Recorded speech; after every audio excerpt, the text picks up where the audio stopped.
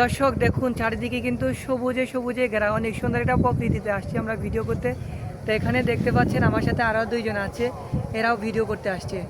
এই যে দেখেন একজন হচ্ছে জাভেদ ভাই আর উনি হচ্ছে সোহেল রানা। ওদিকে যদি ঘুরে দেখায় আমার পেছনে কিন্তু ওই যে দেখছেন আরেকজন কিন্তু ওখানে ভিডিও করছে। উনি নতুন মানুষ, সেই জন্য উনি একটু আলাদা আলাদা আমাদের কাছ থেকে, কারণ ওনার নাকি লজ্জায় বেশি, তো উনি একা একা চেষ্টা করে যাচ্ছে। আমরা সবাই আজকে এক সপ্তাহের জন্য ভিডিও করার জন্য বের হয়েছি। এক সপ্তাহ পর্যন্ত যে ভিডিওগুলো আমাদেরকে আপলোড করব সেগুলো আজকেই করে নিতে হবে, কারণ আমরা সবাই চাকরিজীবী, আমাদের সবার কিন্তু চাকরি আছে, তো আমরা তেমন একটা সময় পাই না, যার কারণে একসাথে আমরা পুরো সপ্তাহের জন্য একসাথে ভিডিওগুলো আমরা করে নিতে হয়। আমি একটু ওদিকে যাওয়ার চেষ্টা করতেছি, আপনাদেরকে ওনাকে দেখানোর চেষ্টা করব। উনি নতুন কাজ শুরু করছে, বেশি দিন হয় নাই কাজ শুরু করছে, তো উনি একটু লজ্জা পাচ্ছে, এই জন্য তো হয়ে যায়। উনি হচ্ছে উনি আমার মামা হয়, ওনার নাম হচ্ছে আইডি নাম হচ্ছে এমডি ইব্রাহিম। সবাই একটু সাপোর্ট করবেন, যুক্ত হয়ে যাবেন ওকে। উনি নতুন কাজ শুরু করেছে। চারিদিকে অনেক সুন্দর প্রকৃতি, সবুজে সবুজে ঘেরা। এটা একটা ধান ক্ষেত মূলত, এখানে ধানের চাষ করা হয়েছে।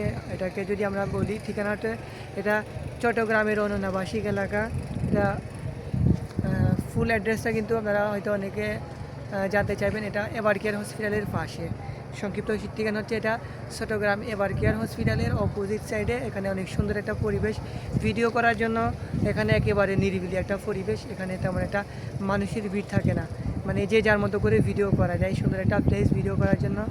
সবাইকে অসংখ্য ধন্যবাদ ভিডিওটি দেখার জন্য। সবাই ভালো থাকবেন, সুস্থ থাকবেন, আল্লাহ হাফেজ।